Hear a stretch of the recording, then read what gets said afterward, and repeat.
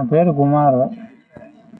என்னை மயிலாடுதுறையிலேருந்து ரோட்டில் உட்காந்து இந்த மயிலாடுதுறையிலேருந்து கூப்பிட்டு போனாங்க. எங்கே வச்சு போகிறாங்க? என்னை திருவாரூர் ஆஸ்பத்திரிக்கு. எத்தனை மாதம் இருந்தீங்க? 3 மாதம். நல்லபடியாக ஆகிட்டீங்க? நல்லபடியாகிட்ட ஓரளவுக்கு. ஒரு கால் நடக்க முடியுது, ஒரு கால் நடக்க முடியல. சரி. அது அண்ணன் தான் பார்த்துட்டு வரலாம். அண்ணன் தம்பிங்க தான் இருக்கிறாங்க, அப்பா அம்மா யாரும் இல்லை. என்ன ஊருங்க? என் ஊர் சேலம். சேலமா? சேலம் பக்கத்துலங்க? சேலம் பக்கத்தில் தான். என்ன ஊர்? வாழைப்பாளையம் ஊர். நல்லபடியாக சரியாகிட்டீங்க? இப்போ நல்லபடியாக ஓரளவுக்கு சரியாயிடுச்சு. ஹோமுக்கு அழைச்சிட்டு போகிறாங்க? ஹோமுக்கு என்னை கூட்டிகிட்டு போகிறாங்க, அழைச்சிட்டு போகிறாங்க.